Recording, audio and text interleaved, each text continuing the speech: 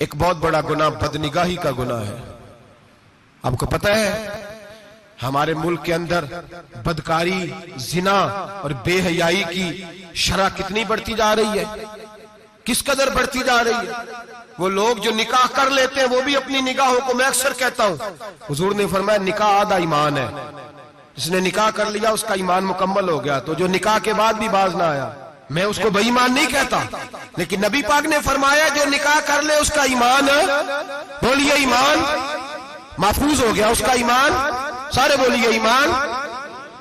اور جو پھر بھی باز نہ آئے، حضور کہہ رہے ایمان مکمل ہو گیا. اور جو نہ باز آیا کیا فتویٰ دیا جائے حدیث کی روشنی میں؟ میرے نبی پاک کی بارگاہ میں عورتیں آئیں توبہ کرنے، بیعت کرنے، مسلمان ہونے. تو حضور بیعت لیتے وقت فرمانے لگے میرے ساتھ وعدہ کرو، جھوٹ نہیں بولو گی، غیبت نہیں کرو گی، زنا نہیں کرو. ایک عورت بول پڑی، کہنے لگی یا رسول اللہ صلی اللہ علیہ وسلم میں مسلمان تو نہیں پر خاندانی ہوں، میرے گھر والوں کے ذہن میں بھی کبھی زنا کا خیال نہیں آیا. ہم تو اسے خاندانوں کے وقار کے خلاف سمجھتے ہیں. روز بری نظر سے کسی کو دیکھنا اور کسی کے بارے میں غلط باتیں، ناراض نہ ہونا. بہت سارے بوڑھے بھی لذت لے لے کے جرم بیان کرتے ہیں، گناہ بیان کرتے ہیں، غلط باتیں کرتے ہیں، کسی عورت کے بارے میں تبصرہ کرتے ہیں. کیا سمجھتے ہیں مرد اور عورت معاذ اللہ تعالیٰ ایک کمرے میں جا کے بدکاری کرے تو وہی زنا ہے؟ میری طرف دیکھیے اور جھانک کر کے سنیے کیا عرض کر رہا ہوں، ادھر دیکھیں میری طرف. نبی پاک صلی اللہ علیہ وسلم نے فرمایا زنا زبان کا بھی ہوتا ہے، زنا کان کا بھی ہوتا ہے، زنا آنکھ کا بھی ہوتا ہے. حضور کس طرح فرمایا جس نے گند دیکھا اس نے آنکھ کا زنا کیا، جس نے لذت لے کے سنا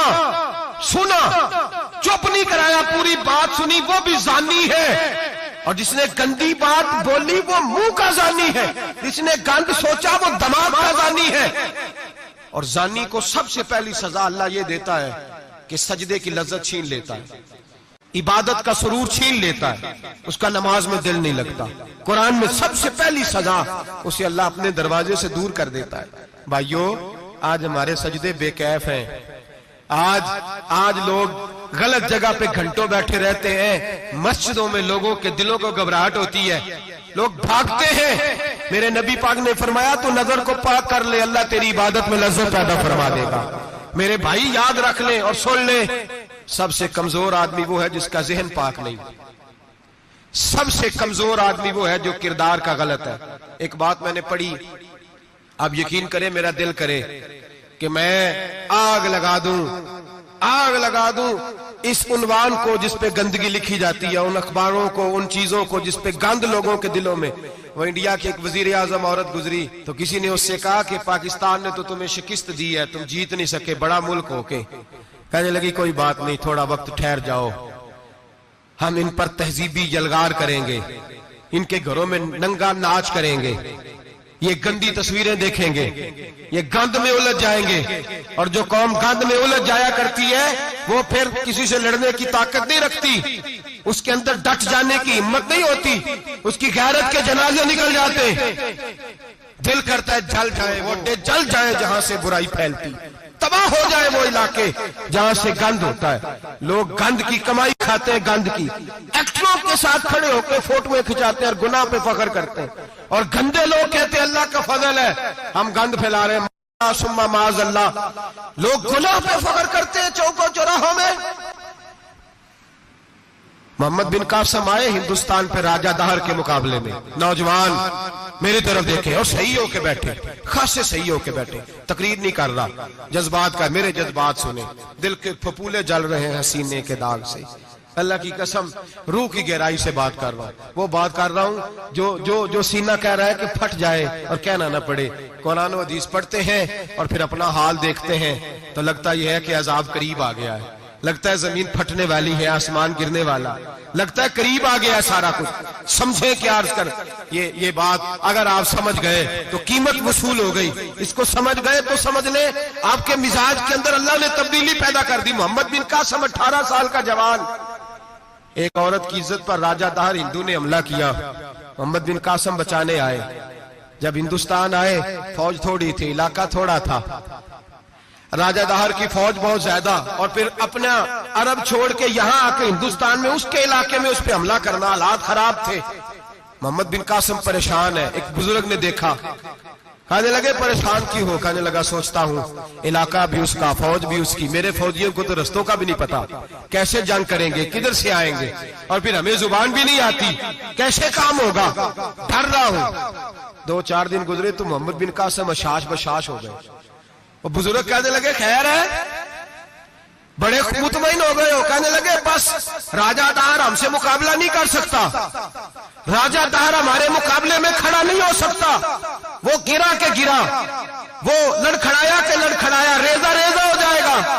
کہا آپ کو کیسے خوشخبری مل گئی؟ کہنے لگے مجھے پتا چلا ہے کہ راجہ دہر ذہن کا گندا ہے، وہ تو چچا کی بیٹی کو نہیں چھوڑتا، ماموں کی بیٹی کو نہیں چھوڑتا، خالہ کی بیٹی کو گندی نظر سے دیکھتا ہے۔ جس کا ذہن گندا ہوتا ہے وہ کسی کا مقابلہ نہیں کر سکتا، ہمیں فتح ہوگی، فتح، وہ گرے گا۔ وہ بزرگ کہتے ہیں میں سمجھ گیا کہ واقعی سے فتح ہوگی۔ آج کشمیر کیوں آزاد نہیں ہو رہا، فلسطین میں آگ کیوں لگی ہوئی ہے؟ مسلمان جب تک ذہن کا گندا ہے کمزور ہے، جب تک ذہن کا ناپاک ہے کمزور ہے۔ حضرت سعد بن ابی وقاص رضی اللہ تعالیٰ عنہ فرمایا کرتے تھے اللہ مسلمان کی مدد اتنی دیر تک کرتا رہتا ہے جتنی دیر تک مسلمان کا ذہن صاف رہتا ہے، کردار پاک رہتا ہے۔ آگ اس لیے معاشرے میں لگی ہے۔ نوجوانوں تم کہتے ہو کامیابیاں نہیں ملتی، اسے کیسے کامیابی مل سکتی ہے جس کا ذہن ہی صاف نہیں؟ وہ کیسے دنیا کی بازی جیت سکتا ہے جس کی نگاہ ہی پاک نہیں؟ وہ کیسے آگے بڑھ سکتا ہے جس کے کردار میں پاکیزگی نہیں؟ اپنے آپ کو پاک کر لو، اللہ ہر مشکل میں تمہاری مدد فرمائے گا، ہر رستے میں تمہاری مدد فرمائے گا۔ اور میں نے کہا جب آدمی ناپاک ہوتا ہے تو رب کریم اس سے عبادت کی لذت چھین لیتا ہے، اور اللہ کی سب سے بڑی سزا یہ ہے کہ کسی کو سجدہ نہ لمبا کرنا دے۔ رب کریم سب سے زیادہ اس سے ناراض ہے جس کو قرآن پاک کے کھولنے کی توفیق نہ ہو۔ سب سے زیادہ رب کریم اس شخص سے ناراض ہے جو اللہ کی بارگاہ میں جھکنے کی لذت چھوڑ جائے۔ میرے نبی پاک سید عالم علیہ السلام کے صحابہ لمبی عبادتیں کرتے تھے، لمبی۔ کسی نے کہا تھا روم کے بادشاہ تھے کہ یہ مسلمان فاتح کیوں ہو جاتے ہیں؟ تو اس نے کہا میں نے مولا علی کے زمانے میں جاسوسی کرائی تھی، پتا کیا تھا کہ ہر میدان میں کامیاب کیوں ہوتے ہیں۔ تو کہتے میں نے دیکھا یہ دن کے مجاہد ہوتے ہیں پر رات کے عابد ہوتے ہیں۔